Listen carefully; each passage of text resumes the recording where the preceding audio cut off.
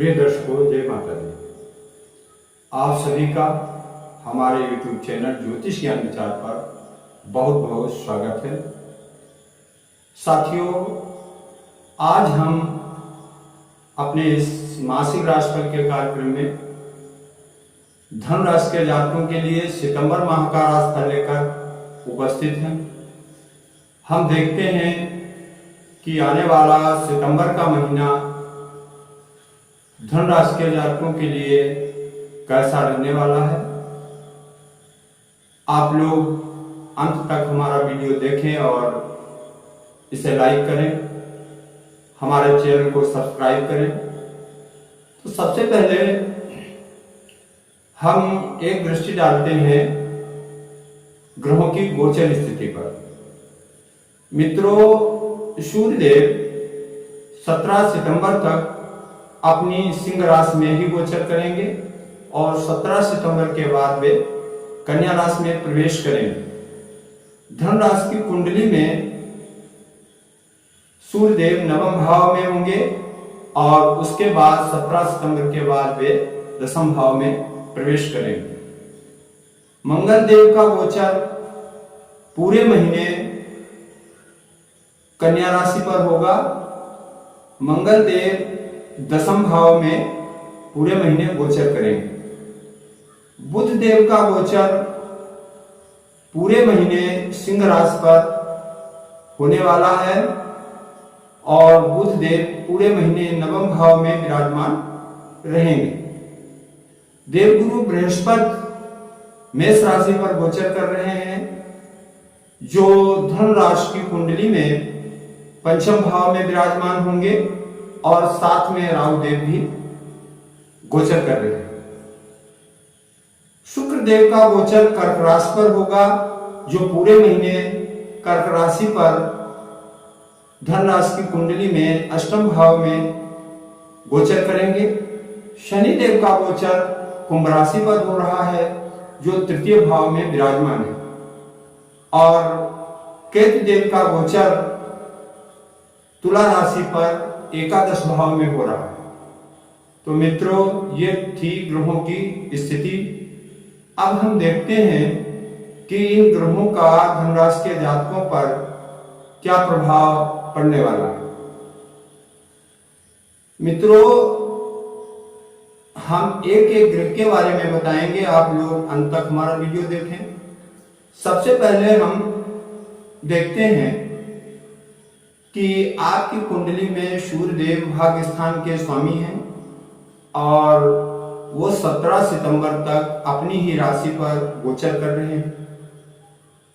साथ ही देवगुरु बृहस्पति की पंचम दृष्टि भी आपके नवम भाव पर पड़ रही है। नवम भाव भाग्य का होता है, धर्म का होता है। तो मित्रों, ये बहुत अच्छा योग दिखाई दे रहा है। 17 सितंबर तक आपकी भाग्य पूरी तरीके से आपका साथ देती रहेगी। आपके विचार धार्मिक रहेंगे। आपके घर में भी मांगलिक कार्य हो सकते हैं और आप धार्मिक यात्राएं भी कर सकते हैं, ऐसा प्रतीत हो रहा है। ईश्वर में आपकी पूरी आस्था रहेगी और बहुत से ऐसे काम जिनके लिए अभी तक आप प्रयासरत थे और नहीं हो पा रहे थे, उनके पूरे होने का समय अब आप समझने आ चुका है और सूर्यदेव के आशीर्वाद से आपके बहुत सारे बिगड़े कार्य बनने वाले हैं। 17 सितंबर के बाद सूर्यदेव जब दशम भाव में पहुंच जाएंगे तो स्थिति और भी अच्छी हो जाएगी। दशम भाव में बुध देव की राशि कन्या है और बुध देव नवम भाव में पूरे महीने गोचर करने वाले हैं। तो ये राशि परिवर्तन होगा। सूर्यदेव होंगे बुध की राशि पर और बुध देव विराजमान होंगे सूर्य की राशि पर। भाग्य और कर्म का एक बहुत अच्छा संतुलन सितंबर के महीने में आपको दिखाई देगा। आप जो भी योजना बनाएंगे उसमें आपके पिता का पूर्ण सहयोग मिलेगा और 17 सितंबर के बाद सरकारी लाभ होने के भी योग दिख रहे हैं। जिन जातकों का कोर्ट कचहरी में कोई मामला अभी तक पेंडिंग था, उसमें सफलता मिलने के योग बन रहे हैं। चंद्रदेव आपकी राशि कुंडली में अष्टम भाव के स्वामी हैं और वो 2.25 दिन में राशि परिवर्तन करते हैं। तो मित्रों, महीने की कुछ तारीखें आपको कष्ट दे सकती हैं, क्योंकि जब चंद्रदेव आपके सुख भाव में होंगे या भाग्य भाव में होंगे या लग्न भाव पे विराजमान होंगे तो आपके लिए दिक्कतें पैदा कर सकते हैं। आगे देखते हैं मंगल देव। मंगल देव आपकी राशि कुंडली में पंचम भाव और द्वादश भाव के स्वामी हैं। पंचम भाव विद्या, बुद्धि, संतान और मित्र का होता है, वहीं द्वादश भाव विदेश भाव होता है, सैया सुख का भाव होता है और हॉस्पिटल की भी स्थिति को द्वादश भाव दर्शाता है, खर्च का भाव होता है। तो मित्रों, मंगल देव पूरे महीने आपके दसम भाव में रहेंगे। तो ऐसा लग रहा है कि विद्यार्थियों के लिए ये समय अनुकूल रहेगा। मंगल देव जो पंचम भाव के स्वामी हैं वो केंद्र में विराजमान है। तो ऐसे विद्यार्थी जो सरकारी नौकरी के लिए कोई प्रतियोगी परीक्षा की तैयारी कर रहे हैं, उनके लिए सफलता का समय दिखाई दे रहा है।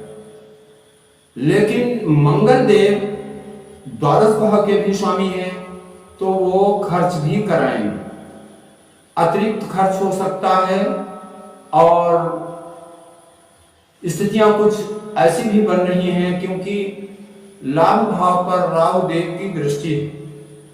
तो मित्रों, कुछ पैसा आपका फंस भी सकता है, इसलिए आप अपने बजट को बनाकर और विवेकपूर्ण ढंग से ही धन का उपयोग करें।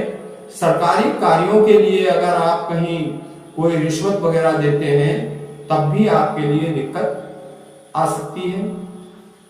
संतान के लिए स्थिति लगभग ठीक रहेगी, लेकिन विदेश के संबंध जो हैं उनको लेकर आपको मानसिक चिंता हो सकती है और उस पर आपका खर्च भी हो सकता है। लेकिन द्वादशेश दसम भाव में है और हम बता ही चुके हैं कि सूर्य देव का भी पूर्ण सहयोग आपको मिल रहा है। तो विदेश से संबंधित अगर सरकारी कार्य हैं तो वो अवश्य आपके पूरे होंगे और मंगल देव का सहयोग भी आपको इस मामले में प्राप्त होगा। आगे देखते हैं मित्रों, सप्तम भाव और दसम भाव के स्वामी बुध देव। सप्तम भाव व्यापार का होता है, जीवन साथी का होता है, साझेदारी का होता है। वहीं दसम भाव कर्म, कैरियर, राज दरबार और पिता से संबंधित होता है। इन दोनों भावों के स्वामी बुध देव पूरे महीने अपने मित्र सूर्य की राशि पर नवम भाव में विराजमान है और ये भी बहुत सुंदर योग है। आपके व्यापार में वृद्धि होगी, आपको भाग्य का सहयोग मिलेगा जिससे आप कोई नया कारोबार भी कर सकते हैं। सरकार की ओर से आपको पूरा सहयोग मिलेगा। अगर आप सरकारी नौकरी करते हैं तो आपके प्रमोशन के योग भी बन रहे हैं। आपको मनचाहा स्थानांतरण भी प्राप्त हो सकता है और आपके कार्य की प्रशंसा भी हो सकती है। आप पुरस्कृत किए जा सकते हैं। पिता का पूर्ण सहयोग प्राप्त होगा और पिता की ओर से भी आपको लाभ मिलने के योग दिखाई दे रहे हैं। तो मित्रों, सितंबर के महीने में बुधदेव भी आपको लाभ प्रदान कर रहे हैं। अब बात करते हैं देवगुरु बृहस्पति की। आपकी कुंडली में देवगुरु बृहस्पति लग्न के स्वामी हैं और सुख भाव के स्वामी हैं। मित्रों, पंचम भाव में बैठकर वो अपनी सप्तम दृष्टि से लाभ भाव को देख रहे हैं, वहीं उनकी पंचम दृष्टि भाग्य स्थान पर पड़ रही है और नवम दृष्टि से वो लग्न यानी आपकी राशि को भी देख रहे हैं। यह भी अच्छा योग है। आपका स्वास्थ्य उत्तम रहेगा, भाग्य आपका साथ देता रहेगा और देव गुरु की कृपा से आपको लाभ प्राप्त होता रहेगा। लेकिन साथ में राहु बैठे हुए हैं। राहु एक भ्रम होता है, छाया ग्रह है और आपके मन में पंचम भाव में बैठा है, आपकी बुद्धि को भ्रमित कर सकता है। आप शीघ्र लाभ प्राप्त करने के चक्कर में कोई अनुचित कार्य कर सकते हैं, तो वहां पर आपके लिए परेशानी पैदा हो सकती है। आपको मित्रों से ही धोखा मिल सकता है, क्योंकि पंचम भाव मित्रों का होता है और राहु साथ में बैठा है, तो आपका कोई विश्वसनीय मित्र ही आपको धोखा दे सकता है, जिससे आपको हानि हो सकती है। आपको मानसिक पीड़ा रहेगी। भाग्य का साथ मिलते हुए भी, सारी स्थितियां अनुकूल होते हुए भी कहीं ना कहीं आपके मन में एक कसक सी रहेगी। ये राहु की वजह से दिखाई दे रहा है। आपको राहु शांति का उपाय करना चाहिए, इससे आपको मन को शांति मिलेगी। और अब बात करते हैं शुक्रदेव की। शुक्रदेव आपकी कुंडली में षष्ठम भाव के स्वामी हैं और लाभ भाव के स्वामी हैं। षष्ठम भाव रोग ऋण का होता है, वहीं लाभ भाव व्यक्ति के नगद लाभ की स्थिति को दिखाता है, बड़े भाई की स्थिति को दर्शाता है। तो मित्रों, शुक्रदेव अष्टम भाव में पूरे महीने गोचर कर रहे हैं। षष्ठमेश का अष्टम में गोचर करना बहुत अच्छा है। ये एक प्रकार से विपरीत राजयोग बनता है, मतलब आप के रोगों का शमन होगा, आपके ऋण का शमन होगा, आपके शत्रुओं का पराभव होगा, ऐसा दिखाई दे रहा है। लेकिन एकादश भाव के स्वामी होकर शुक्रदेव अष्टम में है, ये आपके लाभ में भी कहीं कहीं ब्रेकर का काम करेगा। आपके बनते हुए कामों में कहीं ना कहीं उलझन पैदा करेगा और आपके बड़े भाई का स्वास्थ्य भी खराब हो सकता है। इस चीज को लेकर आपको सतर्क रहना पड़ेगा। अब बात करते हैं शनिदेव की। तो मित्रों, शनिदेव धन स्थान के स्वामी हैं और पराक्रम भाव के स्वामी हैं। तो शनिदेव भी आपको लाभ दे रहे हैं, आपके पराक्रम में वृद्धि होगी, आपको भाइयों का सहयोग मिलेगा और परिवार की स्थिति अच्छी रहेगी। आपके पराक्रम से परिवार में एकजुटता बनी रहेगी और पारिवारिक जीवन सुखद रहेगा। लेकिन षष्ठमेश शुक्र की दृष्टि भी द्वितीय भाव पर है, तो कहीं ना कहीं रोग और बीमारी में आपको धन भी खर्च करना पड़ेगा और परिवार को लेकर मानसिक परेशानियां भी झेलनी पड़ सकती हैं। सितंबर के महीने में आपके लिए यह स्थिति दिखाई दे रही है। राहु देव के बारे में हम बता ही चुके हैं कि पंचम भाव में बैठकर आपको भ्रमित कर सकता है। वहीं एकादश भाव में बैठा हुआ केतु कहीं ना कहीं आपको लाभ प्रदान करने वाला है, आकस्मिक लाभ दे सकता है और आपके लिए शुभ परिणाम देने वाला दिखाई दे रहा है।